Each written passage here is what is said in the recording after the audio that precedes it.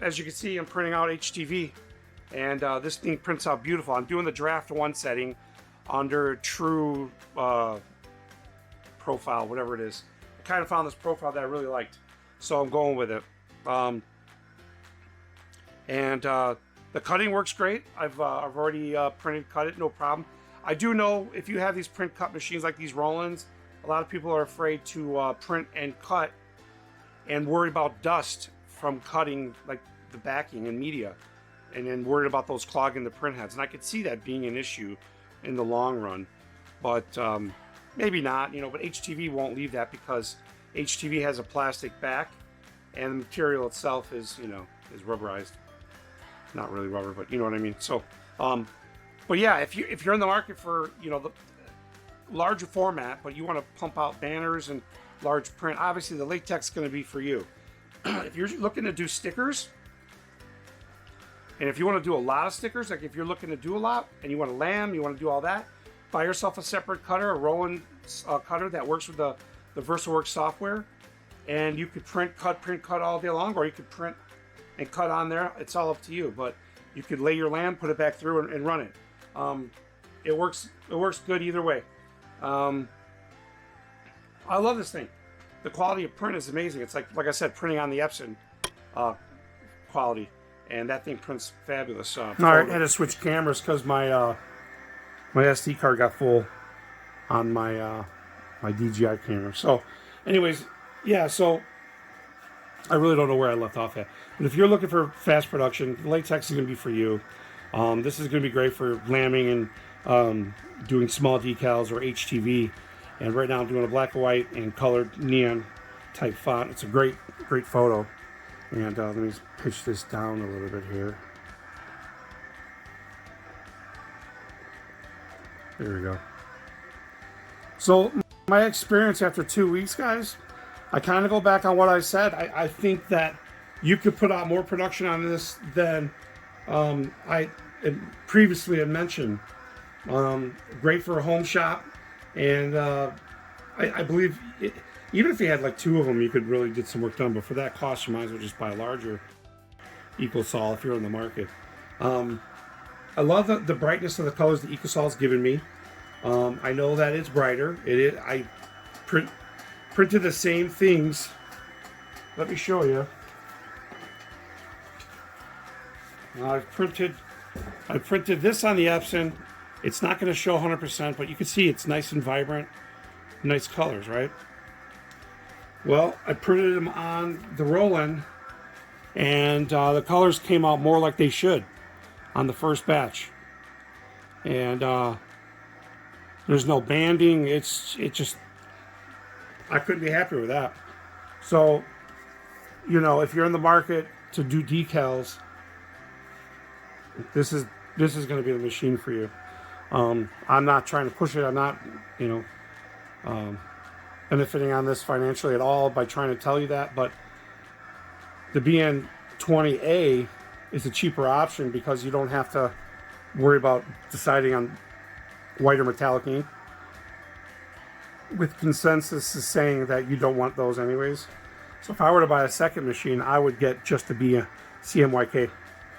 So you don't have to worry about the white or the metallic. And if you're going to do a lot of, you know, white, I could see the white working, but you gotta run it constantly.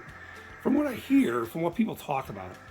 So right now it's finishing up the print, and you're going to see it go into the contour cut of that image. So pull it back in. Now I will tell you one thing about the cutter on this. It's not a traditional, you know, piezo, however you want to pronounce it, magnetic type cutter, because those work on electrical charges that pulls and draws the cutter down.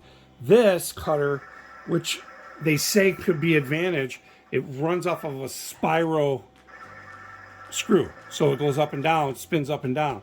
And they say with that, they can get better pressure. Is that true? It's possible. I mean, the idea, the concept of it sounds like it. Right now, it's cutting out text. That's what it's doing. Then it's going to cut out these boxes. Right now, you see it's doing the boxes.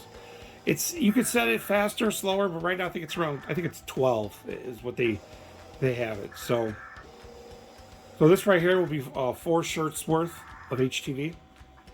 And you want to say, why did I waste that material in the front? It's because it was kind of dirty and messed up in the front there, so I used it as waste. So that's why you see that blank space there. But that's what's good about the BN-22, guys. You could run smaller material that you can't normally run on your latex. And I don't have to take it off and throw it on my cutter. I could just print, cut it, take it right off, start the next one. That's 4 shirts worth. So while I'm doing these 4 shirts, I could be printing more. So, yeah, and I did the maintenance. I did a first maintenance on it. It's really clean. I'm sorry, really easy. It's just as hard as doing it on the Roland BT12s. Really, it's no harder than that.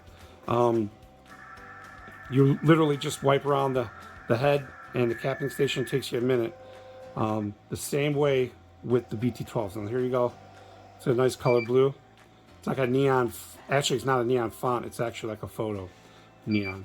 So it's beeping now because it's out of material.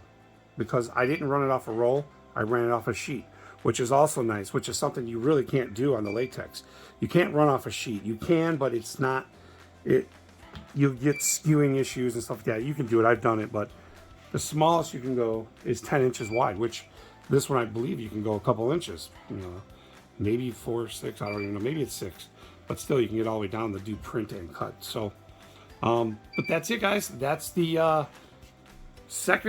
the third video I'm doing on this. How I changed my mind, my outlook on this machine, this Roland BN-20. I love this machine. I'm glad I decided on getting it in here and showing it off to you guys and doing more videos showing it off. Some of the things I'm going to do, some cleaning methods, some usage, and you know, I hope you guys benefit from it. But if you were on the fence for one of these and you're everything that I mentioned as far as a small startup in your house, this is a great machine. Well, it's the only print cut machine, unless you buy, you know, one of the other cheaper brands. But remember, this is 1440 by 1440 print. This isn't 720 like the Prism Jets or any of those other lower end ones. So you're going to get, you know, high resolution prints on this. And let me go ahead and get a little closer here. You guys can see this. Like I said, it's beeping because it's out of the media. So I'm going to go ahead and just remove it. And that's why it's beeping, is because of the, see how nice that is? So that's that. That's a little demonstration on the printed HTV, guys. So hope you like this video. There'll be plenty more videos to come. I'm also using VersaWorks 6, which is fantastic software. Straightforward. And another thing I like about this, you could print directly from your favorite print programs like Corel. So you can print directly from those with contour cutting. So you don't have to worry. So we'll be doing some videos on showing how to set up for contour cutting using Corel Draw or even PDFs. Like the way I did this, I outputted this from Corel with a contour cut line in PDF. I imported the PDF right into VersaWorks, and boom, it recognizes the contour cut, and you saw it. So that was the first time. So anyways, thanks for watching, guys. Like, subscribe, hit that notification, and again, see you in the next one, guys.